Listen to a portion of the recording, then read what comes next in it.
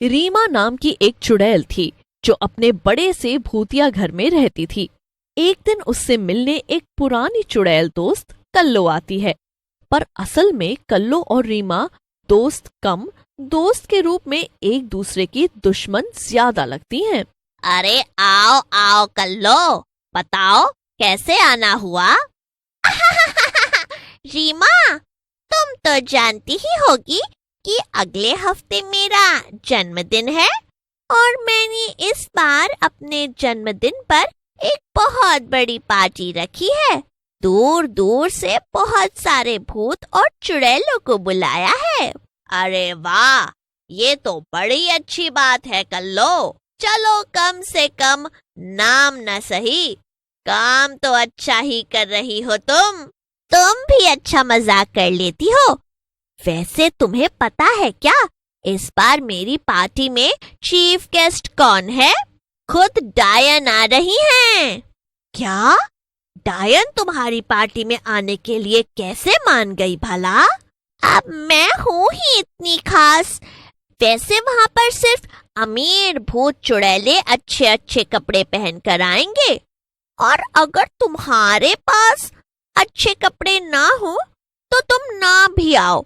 ये सुनकर रीमा चुड़ैल को बड़ा गुस्सा आता है, लेकिन वो अपना गुस्सा छिपा लेती है और हंसते हुए कल्लो चुड़ैल से कहती है, क्या तुम भी कल्लो कैसी बातें कर रही हो?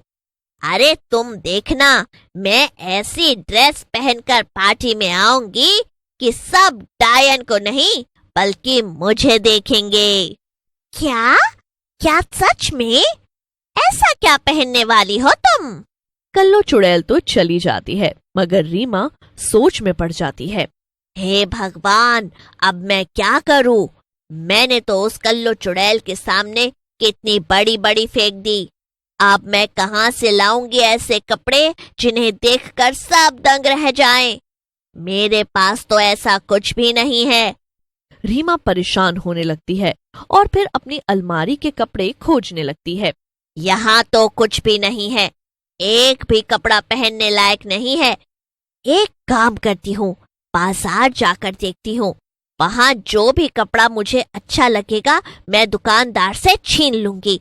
ये सोचकर रीमा बाजार की तरफ चल देती है, मगर बहुत देर ढूंढने के बाद भी चुड़ैल को अच्छे कपड़े नहीं मिलते।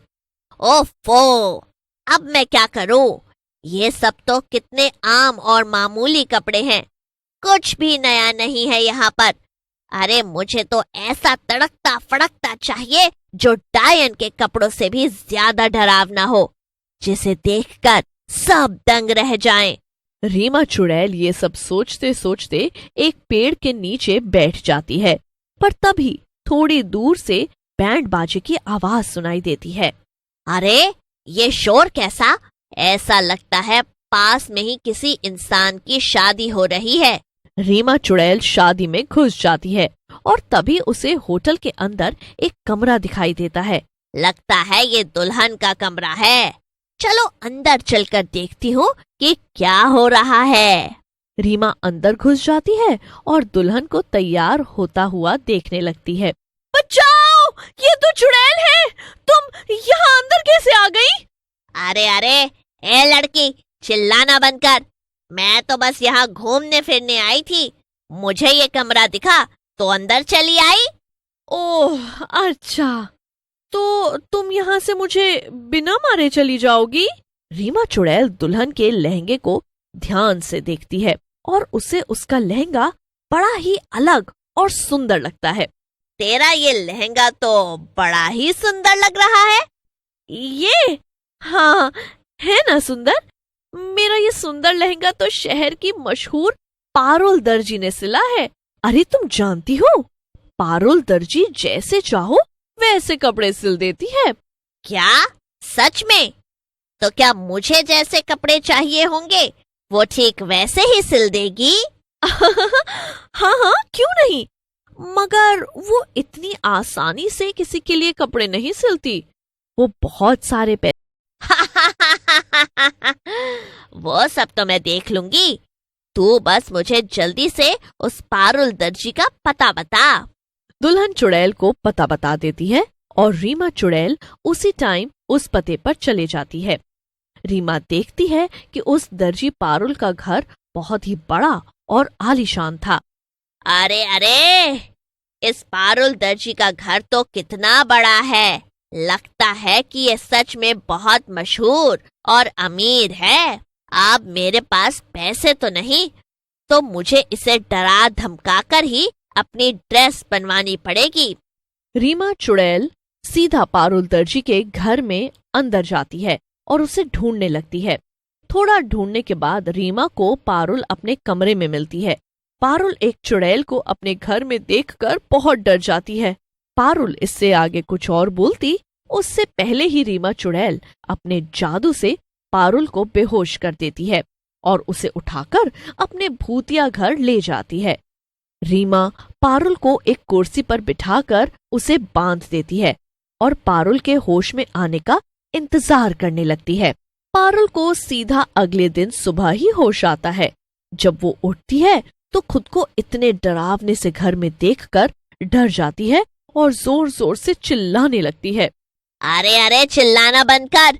मैं तुझे यहाँ एक खास काम से लाई हूँ। मैं चाहती हूँ कि तुम मेरे लिए एक ड्रेस सिलो। क्या? पर मेरा सिलने का सारा सामान मेरे घर पर है। वो सब मैं ले आऊंगी, उसकी चिंता मत करो। मगर बस मुझे एक ऐसी ड्रेस चाहिए जिसे देखकर सब दंग रह जाएं। तुम्हें वो किस रंग की चाहिए ये सब, तभी तुम्हें ड्रेस सिल पाऊंगी। अच्छा ठीक है, वैसे तुम्हें इस सब में कितना वक्त लगेगा? ड्रेस बनाने में कम से कम 2 हफ्ते लगेंगे। इससे पहले कि पारुल कुछ कह पाती, रीमा को गुस्सा आ जाता है और वो डरावनी आवाज में पारुल से कहती है, ए लड़की, तूने सुना नहीं क्या ठीक से? मुझे 3 दिन में मेरे कपड़े चाहिए, मतलब चाहिए। ये सुनकर पारुल बहुत डर जाती है और चुड़ैल से कहती है, अच्छा ठीक है, मैं सब बना दूंगी, लेकिन फिर मैं तुम्हें जो जो चीज बताऊंगी तुम्हें तुरंत जाकर बाजार से लाना पड़ेगा। रीमा चुड़ैल से ये सुनकर खुश हो जाती है। फिर क्या था, रीमा चुड़ैल और पारुल मिलकर ड्रेस बनाने के काम में लग जाते हैं। ऐसे ही 3 दिन बीत जाते हैं। आखिरकार रीमा चुड़ैल की ड्रेस बनकर तैयार हो जाती है। वो ड्रेस गहरे लाल रंग की थी और उसके ऊपर सारे छोटे छोटे कंकाल लटके हुए थे। ये लो, आखिरकार ये ड्रेस बनकर तैयार हो गई। एक बार तुम इसे पहनकर तो देख लो। हाँ, अभी पहनकर आती हूँ मैं। रीमा चुड़ैल ड्रेस पहनकर आती है। ड्रेस रीमा को वाकई में बहुत ज्यादा पसंद आती है। वो पारुल से कहती है, वाह वाह, ये ड्रेस तो मुझ पर बहुत अच्छी लग रही है। इसे पहनकर पार्टी में जाऊंगी तो बस मेरे ही चर्चे होंगे। ये तो बहुत अच्छी बात है। तो क्या अब मैं जा सकती हूँ? हाँ बिल्कुल। वैसे क्या तुम मुझे ये ड्रेस सिलने के लिए पैसे नहीं दोगी? पैसे तो मेरे पास नहीं है, पर अगर तुम चाहो तो मैं तुम्हें अपने साथ उस भूतों की पार्टी में ले जा सकती हूँ। वहाँ कई सारे भूत और चुड़ैल आएंगे। तुम्हें उनसे मिलकर बड़ा मजा आएगा। क्या? नहीं, मुझे नहीं जाना। मेरी जान बच गई, वही क्या कम है। मैं तो मजाक कर रही थी, मुझे कोई पैसे वैसे नहीं चाहिए। पारुल जल्दी से रीमा चुड़ैल के घर से 9-2-11 हो जाती है और इधर रीमा चुड़ैल पार्टी में जाने के लिए अपनी ड्रेस पहनकर और बहुत ही डरावना मेकअप करके रेडी हो जाती है। अब उस कल्लू चुड़ैल की पार्टी में मुझसे ज्यादा अच्छा और डरावना कोई नहीं लगने वाला, वो डायन भी नहीं। और सचमुच ऐसा ही होता है। पार्टी में सभी लोग सिर्फ रीमा को ही देखते रह जाते हैं और उसकी ड्रेस की ही वाहवाह करते हैं।